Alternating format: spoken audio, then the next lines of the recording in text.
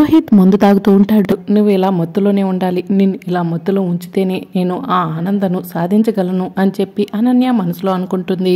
ఇక్కడ నా పరిస్థితి ఓకే, అక్కడ నా చెల్లెలు శరణ్య పరిస్థితి ఏంటో అని చెప్పి అనన్య మనసులో అనుకుంటూ ఉంటుంది. ఇక మరోవైపు దర్శన్ బెడ్ మీద పడుకుంటాడు. శరణ్య కింద పడుకుని ఏడుస్తూ ఉంటుంది. ఇక శరణ్య దర్శన్ వేరే అమ్మాయిని ప్రేమిస్తున్న అన్న విషయాన్ని చెప్పిన విషయాన్ని గుర్తు చేసుకుని కుమిలి కుమిలి ఏడుస్తూ ఉంటుంది. ఇక అలా ఏడుస్తూ ఉంటే మార్నింగ్ అవుతుంది. ఇక మార్నింగ్ అవడంతో దర్శన్ నిద్రపోతూనే ఉంటాడు. శరణ్య నిద్ర లేచి అద్దం దగ్గరికి వెళ్ళి తను తానే చూసుకుంటూ ఏడుస్తూ ఉంటుంది. ఇక ఎవరికి అనుమానం రాకుండా బొట్టు చెరుపుకుని లిప్స్టిక్ చెరుపుకుని జుట్టంతా చల్లా చెదురుగా చేసుకుని ఎవరూ చూడకుండా కిందకి వెళ్తూ ఉంటుంది. అప్పుడే అనన్య వచ్చి శరణ్య అని చెప్పి పిలుస్తూ ఉంటుంది. ఇక శరణ్య టెన్షన్ పడుతూ ఉంటుంది. ఏంటి దీని అవతారం ఎలా ఉంది? ఓ రాత్రి గదిలో ఏం జరగలేదని ఎవరికి అనుమానం రాకుండా ఇలా తయారైందనమాట అని చెప్పి అనన్య మనసులో అనుకుంటుంది.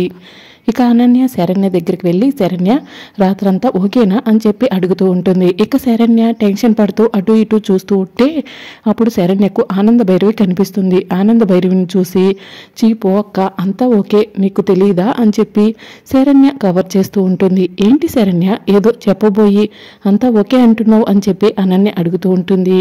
ఏం లేదక్క, నీకు తెలియదా ఏంటి అని చెప్పి శరణ్య సిగ్గుపడుతూ ఉంటుంది. ఆ విషయం చెప్పడానికి ఎందుకే కంగారు పడుతున్నావు అని చెప్పి అనన్య అడుగుతూ ఉంటుంది. కంగారు ఏం లేదక్క, బొట్టు చెరిగింది చూడు, జుట్టంతా చెరిగింది, పూలన్నీ కూడా విడిపోయాయి అని చెప్పి శరణ్య చెప్తూ ఉంటుంది. అవన్నీ జరిగినట్టు లేవు, నువ్వే అంతటా నువ్వే జరుపుకున్నట్టు అనిపిస్తుంది అని చెప్పి అనన్య అంటూ ఉంటుంది.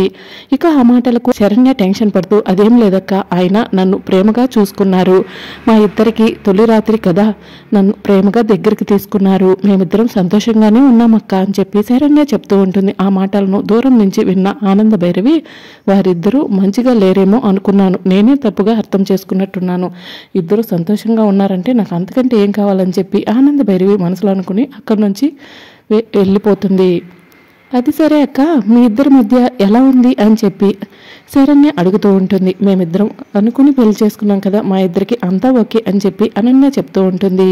సరే నువ్వైతే మీ ఇద్దరు సంతోషంగా ఉన్నానని చెప్తున్నారు కదా, ఏదైనా ఉంటే నువ్వు చెప్తేనే కదా నాకు తెలిసేది, లేకపోతే నేను మాత్రం ఏం చేస్తాను అని చెప్పి అనన్య అక్కడి నుంచి వెళ్ళిపోతూ ఉంటే శరణ్య ఆనంద భైరవి అక్కడి నుంచి వెళ్ళిందా లేదా అని చెప్పి గమనిస్తూ ఉంటుంది. ఇక ఆనంద భైరవి అక్కడి నుంచి వెళ్ళటం గమనించిన శరణ్య పరిగెత్తుకుంటూ అనన్య దగ్గరికి వెళ్ళి అక్క నువ్వు ఎలా కనిపెట్టావో నాకు తెలియదు, ఈ చెరుపుకుంది జుట్టు చెరుపుకుంది అని చెప్పి శరణ్య ఏడుస్తూ ఉంటుంది. ఆ మాట విని అనన్య షాక్ అవుతుంది. మరి ఇందాకలా అంతా బాగానే ఉందని చెప్పావు కదవే అని చెప్పి అనన్య అడుగుతూ ఉంటుంది. ఇందాకలా మన ఇద్దరం మాట్లాడుకోవటం అత్తయ్య గారు వింటున్నారక్క, అందుకని తను బాధపడకూడదని అలా చెప్పానని శరణ్య చెప్తూ ఉంటుంది. అసలు దర్శన్కి ఏమైందే, దర్శన్ ఎందుకు నిన్ను దూరం పెట్టాడని చెప్పి అనన్య అడుగుతూ ఉంటుంది. ఆయన పెళ్లికి ముందు ఎవరినో ప్రేమించాడంటక్క, ఆ విషయం అత్తయ్య గారికి తెలుసంట, అత్తయ్య గారికి ఆ అమ్మాయి అంటే ఇష్టం లేక నాతో పెళ్లి కుదిర్చి ఈ పెళ్లి జరిపించారంట, ఎప్పటికీ ఆ అమ్మాయే నా భార్య, నువ్వు నాకు భార్యవు కావు అన్నారు అని చెప్పి శరణ్య చెప్తూ ఉంటుంది. ఎంత కష్టం వచ్చిందో నీకు, అయినా నిన్ను ఎంత మోసం చేశారు, ఒక అమ్మాయిని ప్రేమించి ఆ అమ్మాయిని మనసులో పెట్టుకుని నీ మెడలో తాళి కట్టింది కాకుండా నిన్ను భార్యగా దగ్గరికి తీసుకోవడం, ఇప్పుడే చిన్నత్తయ్య గారితో ఈ విషయాన్ని తేల్చుకుంటానని చెప్పి అనన్య చెప్తూ ఉంటుంది. వద్దక్క, ఈ విషయం అత్తయ్య గారికి తెలిస్తే బాధపడతారు, ఇంట్లో గొడవలు అవుతాయి, ఇంట్లో ఒక్కరికి కూడా ప్రశాంతత ఉండదు అని చెప్పి శరణ్య చెప్తూ ఉంటుంది. అది కూడా నిజమేనే అని చెప్పి అనన్య అంటుంది. ఇక్కడ దర్శన్ తప్పు చేశాడు, దర్శన్ తను ప్రేమించిన అమ్మాయిని మనసులో పెట్టుకుని నీ మెడలో తాళి కట్టాడు కాబట్టి నిన్ను భార్యగా దగ్గరకు తీసుకోవాల్సిందే, దగ్గరకు తీసుకునే వరకు మంచితనంతో ఓర్పుగా ఉండి శరణ్య నిన్ను తప్పకుండా దర్శన్ అర్థం చేసుకుంటాడని చెప్పి అనన్య చెప్తూ ఉంటే నాకు ఉన్న ఆప్షన్ కూడా అదే అక్క అని శరణ్య చెప్తూ ఉంటుంది. అక్క ఈ విషయాన్ని ఎవరికీ చెప్పుకో, కనీసం మన అమ్మ నాన్నలకు కూడా చెప్పొద్దు, తెలిస్తే వాళ్ళు బాధపడతారని చెప్పి శరణ్య చెప్తూ ఉంటే నువ్వు నాకు స్పెషల్గా చెప్పాలా ఏంటి, అమ్మ నాన్నలో ఎలాంటి పరిస్థితిలో ఉన్నారో నాకు తెలియదా ఏంటి, నువ్వు చెప్పిన నీ బాధను నీ తల్లిలాగా కడుపులో ఉంచుకుంటాను, నువ్వు ఏడుస్తుంటే నాకు కూడా ఏడుపు వస్తుంది శరణ్య అని చెప్పి అనన్య చెప్తూ ఉంటుంది. అక్క ఎవరికీ చెప్పనని నాకు మాట ఇవ్వు అని చెప్పి శరణ్య అడుగుతూ ఉంటే ఎవరికీ చెప్పను అని చెప్పి అనన్య మాటిస్తుంది. ఇక అనన్య ఒడిలో తల పెట్టుకుని శరణ్య ఏడుస్తూ ఉంటుంది. ఇక మరోవైపు ఆనంద భైరవి ఇంటికి కొంతమంది వస్తారు. నమస్కారం అమ్మ అని చెప్పి చెప్తూ ఉంటే, నమస్కారం కూర్చోండి అని చెప్పి ఆనంద భైరవి అంటుంది. ప్రతి సంవత్సరం మా చారిటబుల్ ట్రస్ట్కి మేము అడగకపోయినా మీ వంతు సాయం మీరు చేస్తున్నారు. ఈ సంవత్సరం మీ కోడలి చేత ఆ సాయం అందిస్తా అన్నారు అని చెప్పి వాళ్ళు అంటూ ఉంటే, అవునండి, ఈ ఇంట్లో ప్రతి ఒక్కరికి కూడా పెట్టే గుణమే కానీ తీసుకునే గుణం లేదు. అది నా తర్వాత నా కోడళ్ళకు కూడా రావాలి కదా, అందుకని చెప్పి నా కోడళ్ళ చేతుల మీద మీకు డొనేషన్ ఇప్పిద్దామనుకుంటున్నానని చెప్పి ఆనంద భైరవి చెప్తూ ఉంటుంది. మా కోడలు పైనుంది అని చెప్పి ఆనంద భైరవి చెప్తూ ఉంటే అప్పుడే అనన్య అటుగా వెళ్తూ ఉంటుంది. అనన్యను చూసి ఆ అమ్మాయి అనుకుంటా ఆనంద భైరవి గారి కోడలు అని చెప్పి వచ్చిన వాళ్ళు అనుకుంటూ ఉంటారు. ఇక అనన్య కూడా ఆనంద దగ్గరకు వస్తుంది.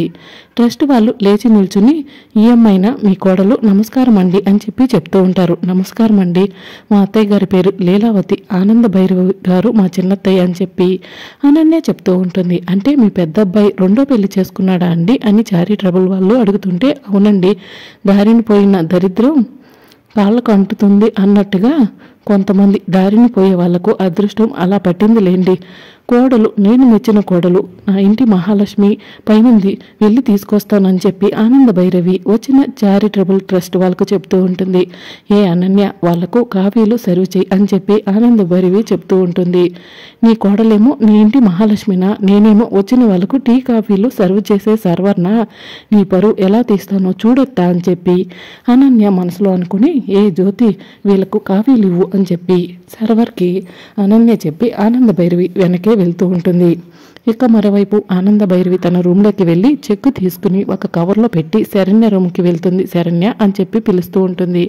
చెప్పండి అత్తయ్య గారు అని చెప్పి శరణ్య అంటుంది. ప్రతి సంవత్సరం మనకు తోచినంత ట్రస్ట్ వాళ్లకు డబ్బు సాయం చేస్తామమ్మా. ఈ సంవత్సరం నా కోడళ్ళ చేతుల మీద ఇప్పించాలని నేను కోరుకుంటున్నాను. ట్రస్ట్ వాళ్ళు కింద ఉన్నారు, నువ్వు ఏదో పనిలో ఉన్నావు కదా, పని పూర్తి చేసుకుని ఈ చెక్కు తీసుకెళ్ళి వాళ్ళకి ఇవ్వు. నా కోడలి చేతుల మీద ట్రస్ట్ వాళ్ళకు డబ్బు అందాలని నా కోరిక అని చెప్పి ఆనంద భైరవి చెప్తూ ఉంటుంది.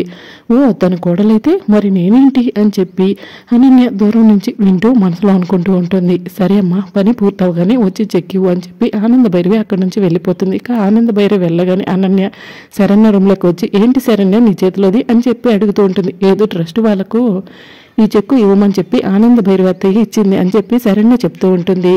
అవునా, అయితే ఇలానే వెళ్ళి ఇస్తావా ఏంటి అని చెప్పి అనన్య అడుగుతూ ఉంటుంది. ఏమైందక్క అని చెప్పి శరణ్య అడుగుతూ ఉంటుంది. మీ అత్తయ్య గారికి తగ్గట్టు నువ్వు కూడా హుందాగా ఉండాలి శరణ్య, వెళ్ళి ఫేస్ వాష్ చేసుకొచ్చుకో అని చెప్పి అనన్య చెప్పడంతో చెక్కుని టేబుల్ మీద పెట్టి ఫేస్ వాష్ చేసుకోవడానికి శరణ్య లోపలికి వెళ్తుంది.